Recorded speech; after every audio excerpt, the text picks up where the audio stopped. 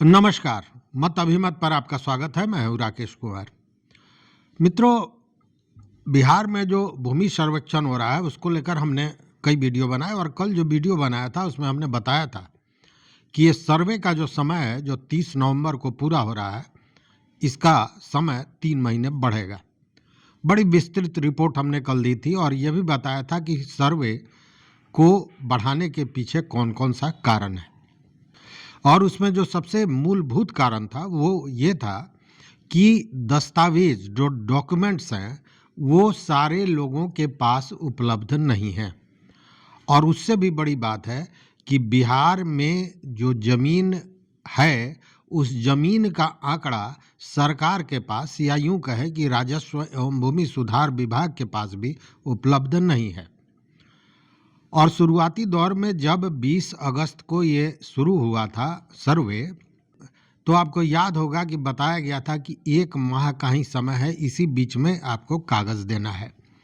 लेकिन वो 1 माह में कागज़ देने की बात तो छोड़ दीजिए, लोग समझने में परेशान रह गए कि आखिर कागज़ मिले तो कहाँ से मिले, देगा तो कौन देगा, कैसे लाएं, क्या करें। और ये उहापोह की स्थिति बनी रह गई और इसी में लोगों का आक्रोश भड़का और लोग अंचल कार्यालय से निकलकर सड़क पर उतर आए और उसके बाद में राजस्व विभाग को अंततः 3 महीने का समय बढ़ाना पड़ा। लेकिन वो 3 महीना का समय भी मुफीद नहीं है, पूरा नहीं पड़ा, चूँकि अब भी बहुत से लोग कागज़ को लेकर परेशान हैं, भाग दौड़ मचाए हुए हैं, लेकिन उनको कागज़ उपलब्ध नहीं हो रहा है। अब इसके पीछे कारण क्या है, इस बात को भी समझने की जरूरत है। कारण यह है कि वो अंचल कार्यालय में अगर जा रहे हैं या राजस्व विभाग ने जो वेबसाइट तैयार किया है उस पे जा रहे हैं, तो उस पर ही वो कागज़ उपलब्ध नहीं है तो मिलेगा कहाँ से।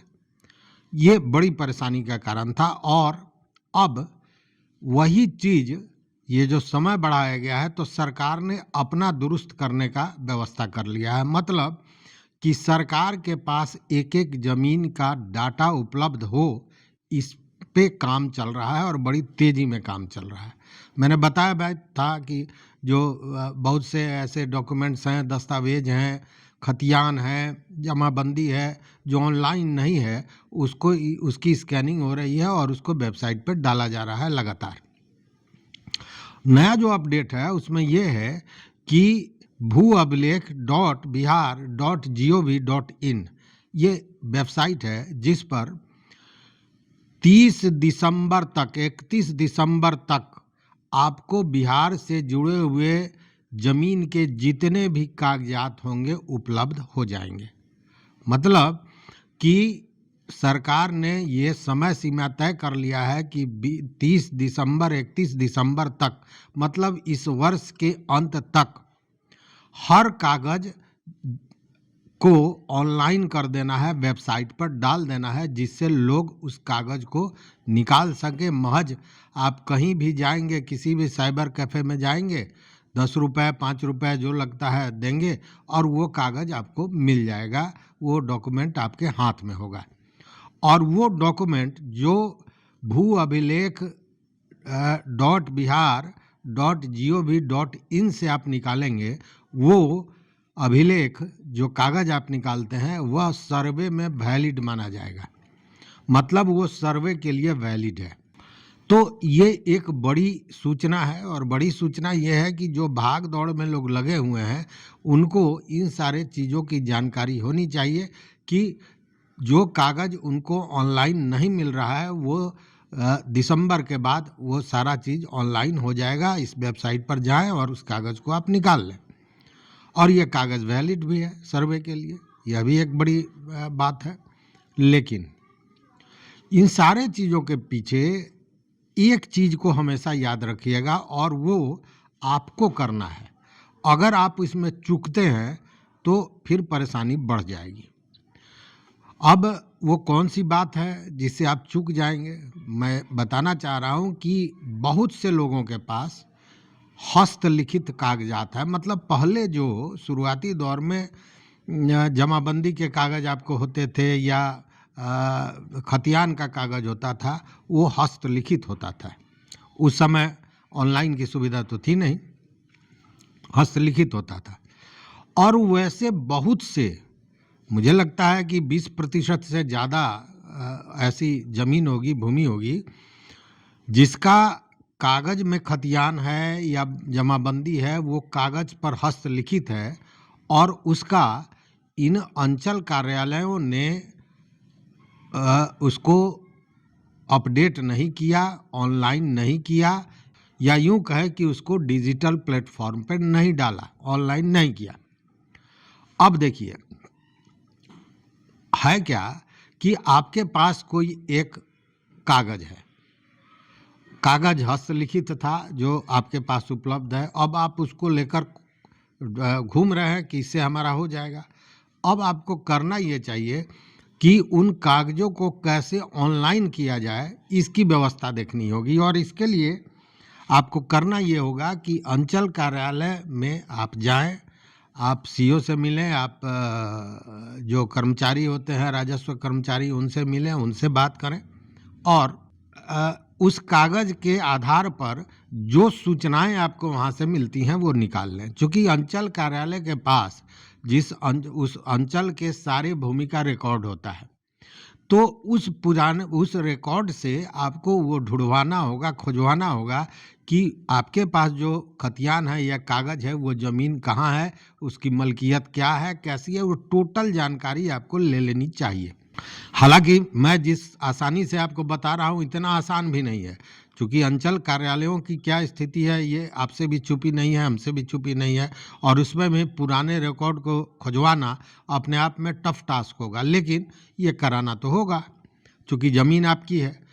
अब जब वो डिजिटल हो जाएगा तब समझिए कि आपकी मलकियत उसी समय फिक्स हो गई एक तरह से। क्योंकि अगर भू अभिलेख जो ये वेबसाइट है उस पर अगर चढ़ गया और आपके नाम से चढ़ गया तो समझिए कि वहाँ पे एक तरह से आपकी मलकियत सुनिश्चित हो गई। उसके बाद उसमें कोई इफ़ बट का मामला नहीं आएगा। लेकिन अगर आप देख रहे हैं कि इसमें कोई गड़बड़ी है तो आपके पास मौका होगा कि उसको दुरुस्त करवाएं। मान लीजिए कि उसकी जमाबंदी किसी दूसरे के नाम से हो गई है, गलती से कोई करा लिया है या जानबूझकर कोई करा लिया है, तो उन सारे चीज़ों पर आपको आपत्ति डालना चाहिए, उस पर काम करना चाहिए कि वो कागज़ दुरुस्त हो जाए। या मान लीजिए कि बाबा के नाम से है, अब आपको अपने नाम से कराना है, तो आपको जानकारी अगर होगी और वो ऑनलाइन रहेगा तो ये तो सुनिश्चित हो गया कि बाबा के नाम पर वो आपका ज़मीन है। अब आपको उसको अपने नाम पर लेना है तो उसके लिए जो प्रक्रिया है, जो स्व अभिप्रमाणित कागज़ देना है, फॉर्म 2 देना है, वंशावली देना है, उन सारे चीज़ों को देंगे, फिर वो आपके नाम पर आएगा। तो ये एक सुनहरा मौका है कि जो गड़बड़ियां हैं उसको सुधार लिया जाए। इसलिए मेरी राय यही है और मेरा निवेदन भी आप मित्रों से यही होगा कि इन सारे चीज़ों पर ध्यान दीजिए ताकि आप सर्वे में आपके जो मलकियत है, आपका जो ज़मीन है, वो आपके हाथ में ही रहे। ये एक महत्वपूर्ण चीज़ है। क्योंकि ये जो हाथ से लिखा हुआ कागजात है उसके आधार पर अगर चाहेंगे हम कि सर्वे हो जाए तो वो सर्वे होना थोड़ा मुश्किल नज़र आता है। लेकिन इसी के साथ कुछ और भी खुशखबरी है। खुशखबरी ये है कि अगर किसी ज़मीन का रसीद है और रसीद आप कटवाते हैं तो मान के चलिए कि वो आपका सर्वे उसी रसीद के आधार पर हो जाएगा। मतलब एक कागज़ के आधार पर भी सर्वे में आपकी मलकियत हो जाएगी। और उसके लिए आपको क्या चाहिए कि सबसे जो माना जाता है कि अगर रसीद है, रसीद कट रहा है, मतलब आपकी जमाबंदी है, तो एक रसीद के आधार पर भी आपका सर्वे संपन्न हो सकता है। दूसरा, अगर केबाला है तो केबाला है तो अपने आप में काफ़ी है, केबाला का मतलब ही होता है। लेकिन अब उसमें देखिए एक चीज़ जो बड़ा महत्वपूर्ण है कि मान लीजिए कि आपने कोई ज़मीन खरीदा आज से 15 वर्ष पहले, 20 वर्ष पहले, लेकिन ज़मीन का म्यूटेशन नहीं हुआ तो आपके पास तो रसीद नहीं होगा। अब यहाँ पे जो प्रक्रिया अपनानी है ये मतलब बड़े संजीदगी से समझने की ज़रूरत है कि आपने ज़मीन खरीदा 10 बरस, 15 बरस, 20 बरस पूर्व, लेकिन उसका दाखिल खारिज नहीं हुआ, मतलब कि उसका रसीद नहीं कट रहा है। तो इस स्थिति में क्या केवल केवाला पर आपका हो जाएगा सर्वे? तो जो जानकारियां हैं उसके हिसाब से नहीं होगा। उसके लिए आपको कुछ अलग से भी प्रक्रिया अपनानी पड़ेगी। और वो प्रक्रिया क्या होगी? तो आपको जिस व्यक्ति से आपने ज़मीन खरीदा है, मतलब जिस व्यक्ति ने आपको ज़मीन बेचा है, उस व्यक्ति के पास से उसका केबाला लेना होगा, या अगर उसका जमाबंदी है वो जमाबंदी लेना होगा, या उसका खतियानी है तो उसका खतियान का कागज़ आपको चाहिए होगा, और फिर उसका वंशावली चाहिए होगा। माने मान लीजिए कि हमने किसी से ज़मीन खरीदा 20 बरस पहले, अब वो व्यक्ति नहीं है, अब उसके वंशज हैं, तो उनके वंशज से हमको उनका खतियान लेना होगा, जिसमें उसके वंशज के मान लीजिए कि बाबा के नाम का है, तो वो कागज़ देगा और वंशावली देगा, और उसके आधार पर अनापत्ति प्रमाण पत्र के आधार पर केबाला दिखाकर आप सर्वे में अपना नाम करा सकेंगे। मतलब कि रसीद तो आवश्यक हो जाता है। अब अगर आपके नहीं है तो जो इसने आपसे बेचा है उसी का रसीद, लेकिन रसीद चाहिए होगा, और उसकी मलकियत को तय करने के लिए उसकी वंशावली की ज़रूरत पड़ेगी। तो ये एक महत्वपूर्ण विषय है, इस पर ध्यान देना चाहिए।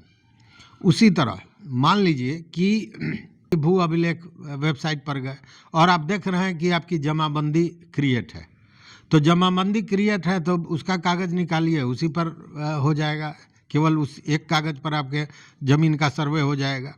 और मान लीजिए कि कोई ज़मीन है जिसका आप रसीद कटवा रहे हैं, लेकिन ज़मीन आपके किसी पूर्वज के नाम से है, आपके पिताजी के नाम से है या बाबा के नाम से है, और उसका बंटवारा हुआ, मतलब बंटवारा के आधार पर वो ज़मीन आपके पिताजी को प्राप्त हुआ, उसके हिस्सेदार आपके चाचा होंगे, आपकी बुआ होंगी, जो भी हो, तो आपको उस स्थिति में उस ज़मीन का रसीद तो चाहिए ही, साथ में आपको वंशावली की ज़रूरत पड़ेगी और उस बंटवारे के कागज़ की ज़रूरत पड़ेगी।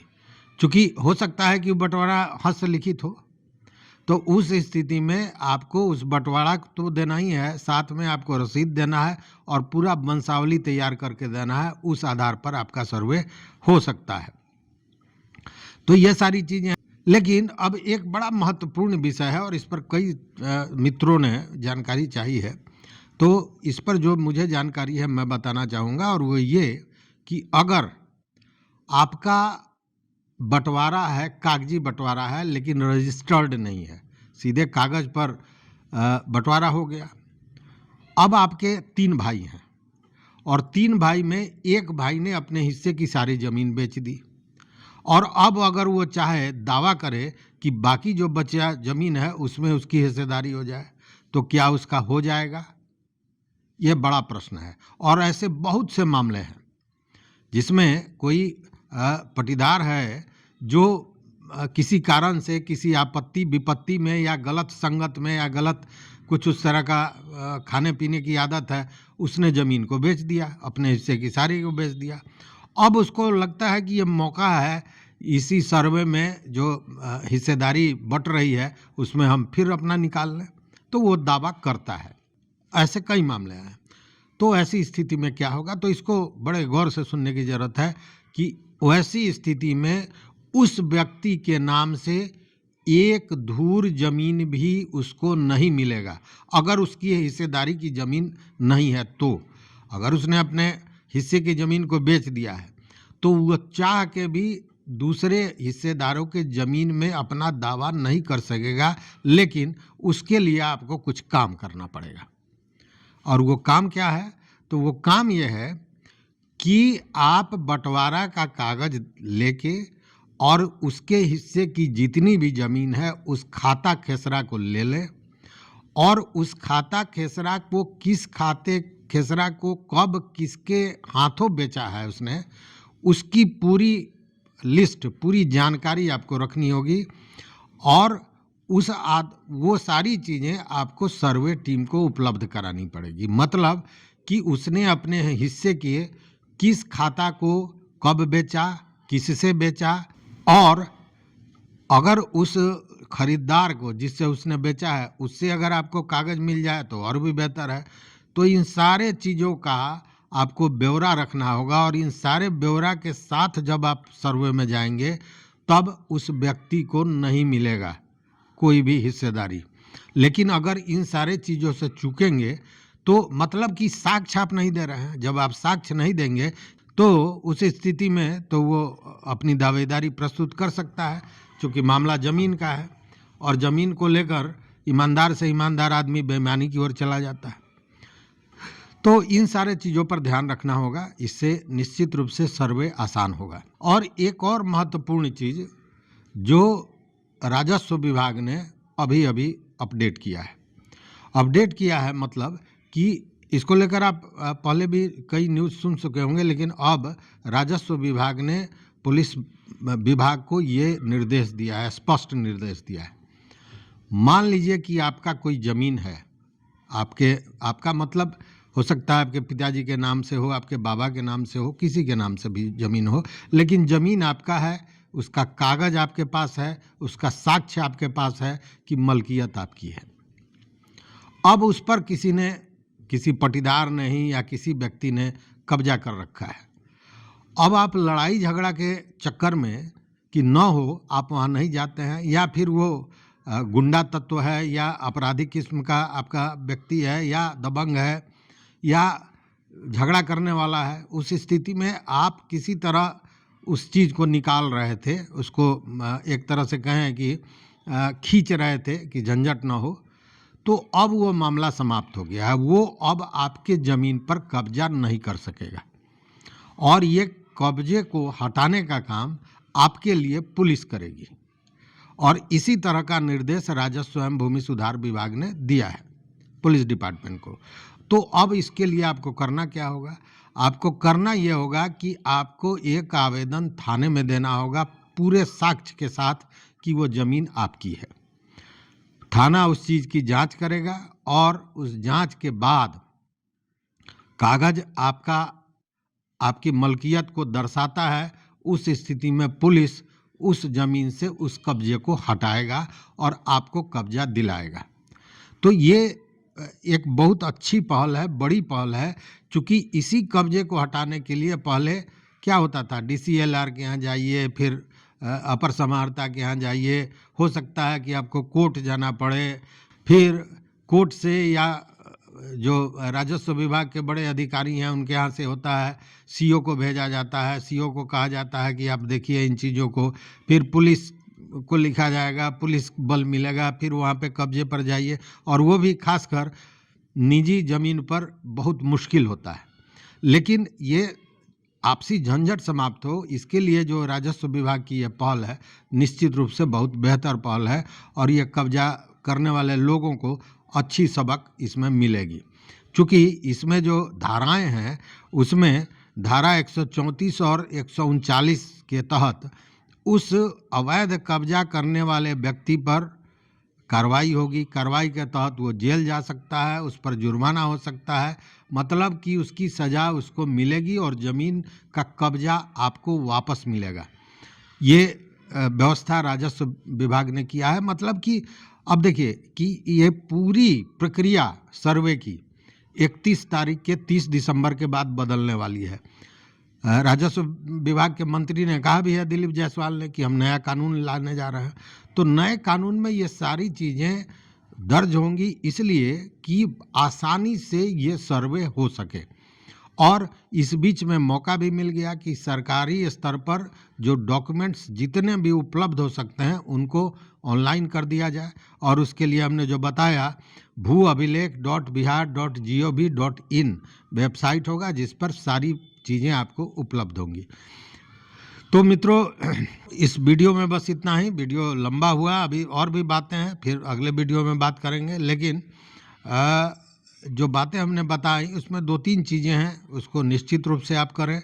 एक तो अगर कागजी, जो हमने बताया कि कागज़ हस्तलिखित कोई दस्तावेज है और वो ऑनलाइन नहीं आपको मिल रहा है तो उसको खुजवा कर ऑनलाइन करवाइए, ये बहुत आवश्यक है।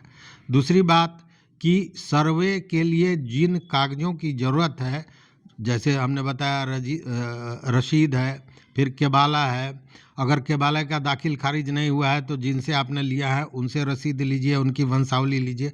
इन सारे चीज़ों को अब आप दुरुस्त कर लीजिए, क्योंकि ये अति आवश्यक है। साथ में अगर कोई आपके ज़मीन पर कब्जा किया है तो इसको लेकर आप पुलिस से संपर्क कीजिए। ये एक अच्छा मौका है, इस मौके का लाभ लीजिए और सारे चीज़ों को स्पष्ट कर लीजिए, यही बेहतर होगा। तो इस वीडियो में बस इतना ही। मित्रों, चैनल पर अगर नए हों तो मेरा अनुरोध होगा कि इसको सब्सक्राइब करें। इसमें आपका कुछ लगता नहीं है, आपका कुछ आपके जेब से नहीं जाता है, लेकिन हमारा उत्साहवर्धन होता है और अच्छी अच्छी जानकारियाँ जो आपके हक की बात है वो मैं लेकर आपके समक्ष उपस्थित होता हूँ। तो सब्सक्राइब कीजिए, लाइक कीजिए, दोस्तों के साथ शेयर कीजिए, लेकिन इन सारे विषय पर अपना विचार जरूर दीजिए हमारे कमेंट बॉक्स में। देखते रहिए मत अभिमत। बहुत बहुत धन्यवाद, बहुत बहुत धन्यवाद।